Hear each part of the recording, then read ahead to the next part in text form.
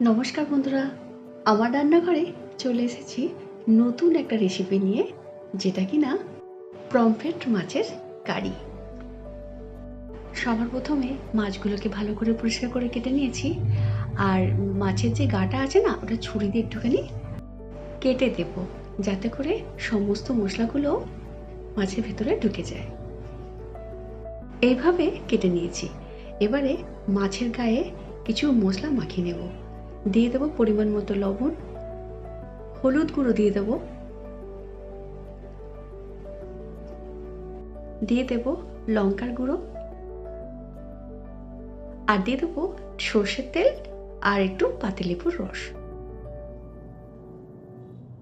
এই যে সর্ষের তেল দিয়ে দিলাম। এবারে পাতিলেবুটা দিয়ে কিছুক্ষণ আমি রেখে দেব, মানে 8 ঘন্টা রাখলে খুব ভালো হয়। এবারে সমস্ত উপকরণকে মাছের গায়ে ভালো করে লাগিয়ে নেব, দুপিটি ভালো করে লাগিয়ে নেব, আর বেশ কিছুক্ষণ আমি এটা রেখে দেব। এইভাবে রান্না করলে না খেতে তো ভালো হয়, এমনি ভাজাও খাওয়া যায়, অপূর্ব লাগে সেটা। এই যে মাখিয়ে রেখে দিয়েছি। যে কোনো কিছু যত্ন করে করলে না খুব ভালো হয়। এবারে কড়াইতে বেশ কিছুটা সর্ষের তেল দিয়ে দিয়েছি।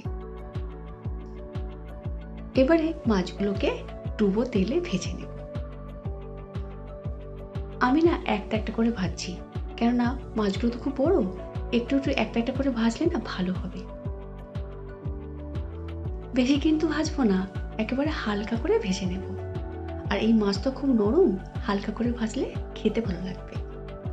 তবে কিন্তু খুব সাবধানে ভাজতে হবে। দেখো সমস্ত মাছ আমার ভাজা হয়ে গেছে, যে এক সাইডে তুলে রেখে দিয়েছি।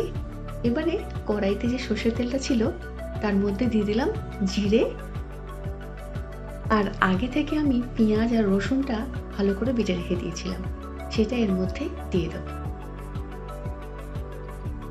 এই রান্নাটিতে আমি কোনো শুকনো লঙ্কা বা গরম মশলা দিলাম না, কোনো তেজপাতাও দিলাম না।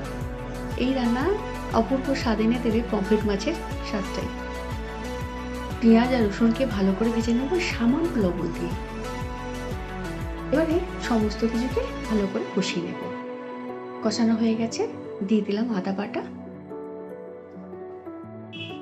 আদা বাটাটাকেও ভালো করে এর সঙ্গে কষিয়ে নেব।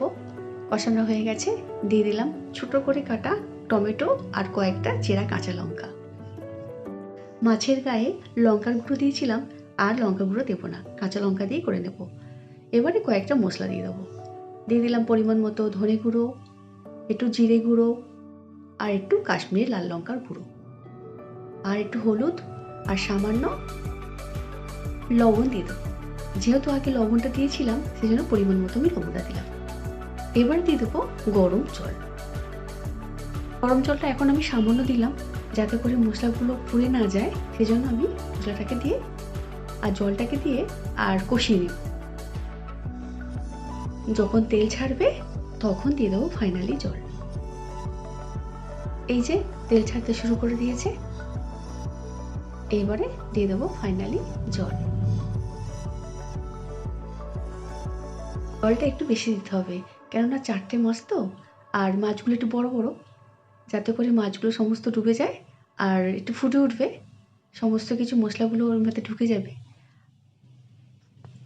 আর একটু ফুটে উঠলে আমি নামিয়ে নেব। এবারে সমস্ত মশলাগুলো যাতে ওর মধ্যে লেগে যায়, এবারে ভালো করে মাছগুলোকে আমি ফুটিয়ে নেব। আর দিয়ে দেবো সামান্য চিনি, একটু ব্যালেন্সের জন্য চিনি দিলে ভালো লাগবে খেতে। আর এদিকে দেখো মাছের ঝালটা হয়ে গেছে, এবারে নামিয়ে নেব। বাড়িতে কোনো অতিথি এলে এই রান্নাটা এইভাবে করো, ভালো লাগবে খেতে। আর একদিন তোমরাও এরকমভাবে বানিও। ফাইনালি আমার পমফ্রেট মাছের কারি হয়ে গেছে, দেখো কত সুন্দর হয়েছে। আর এমনিতেই এই মাছ খুব স্বাদের আর খুব নরম, আর খেতে তো ভালো লাগেই। তাহলে আজ এখানেই শেষ করছি, দেখা হচ্ছে পরের কোনো ভিডিওয়ে। সবাই খুব ভালো থেকো, সঙ্গে থেকো, টাটা।